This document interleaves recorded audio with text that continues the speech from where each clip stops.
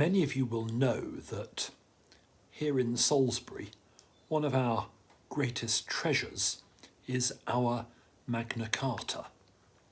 It dates to 1215 and is unarguably the best preserved of those surviving copies which were made the very same year that King John had his famous encounter with the barons at Runnymede.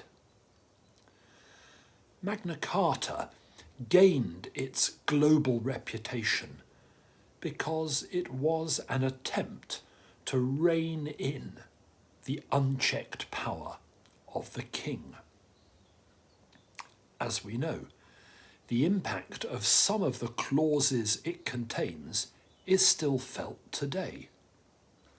The phrase, "We will sell to no one. We will not deny or delay to anyone either justice or right," still resonates. It sounds almost biblical. Think of the prophet Amos.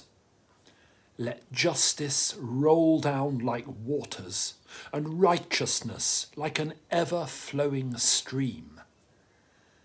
You can be pretty sure Amos would have stern words for anyone who delays justice, let alone those who deny it or try to sell it. Last week, only a few feet away from Magna Carta's current display case in the chapter house, I chaired an extraordinary meeting of our College of Canons. The college comprises more than 50 men and women, lay and ordained, from across our diocese and beyond. It was our task to elect our new diocesan bishop. I presented the college with 2 documents: the Queen's Congé d'Elia and her letter missive. The first permitted the college to elect a new bishop. The second directed us to elect the current Dean of Gloucester, Stephen Lake. We rose to our feet and said, "Aye." Dean Stephen was duly elected, and we look forward to his coming. But I've wondered since, was there an irony in our doing all this in the same space that houses Magna Carta?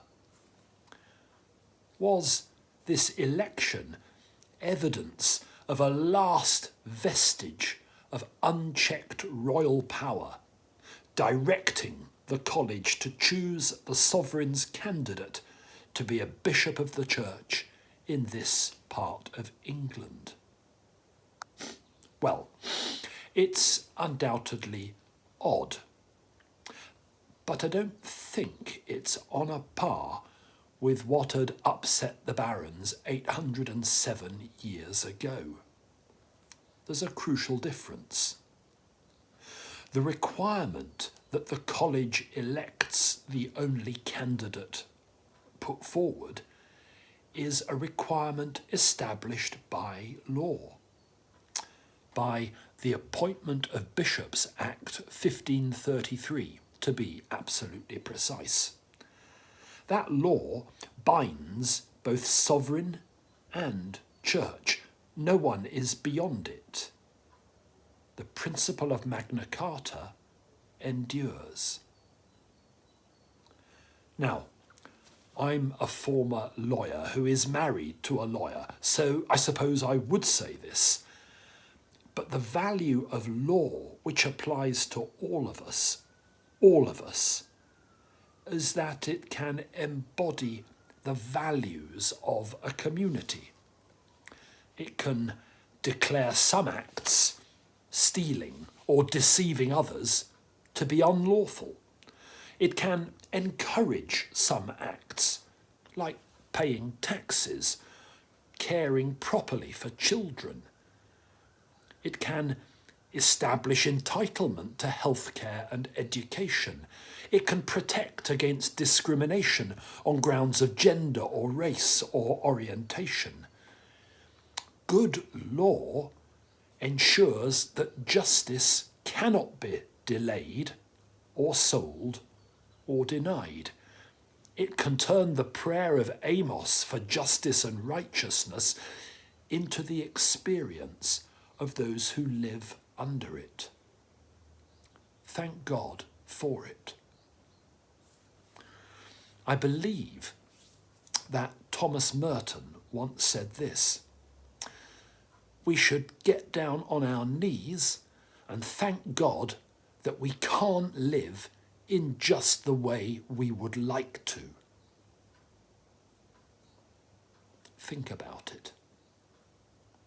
We see the truth of it at huge cost in Ukraine. For there, every law known to civilized humanity has been ignored. The rights of people are being abused, and the inevitable outcome is the bloodshed, heartbreak, and abject misery of war. Here in Salisbury, we take seriously the use of unchecked power to abuse and attack others. 4 years ago, our city was itself the target of an unprovoked and deadly assault.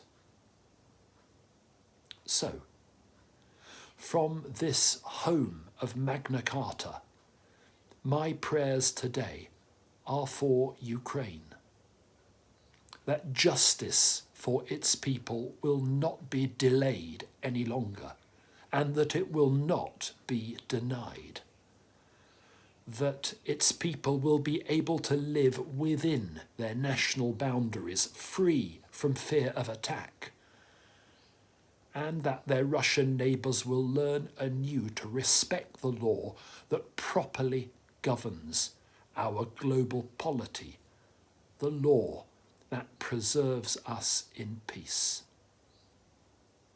God bless Ukraine, guard her children, guide her leaders, and give her peace. Amen.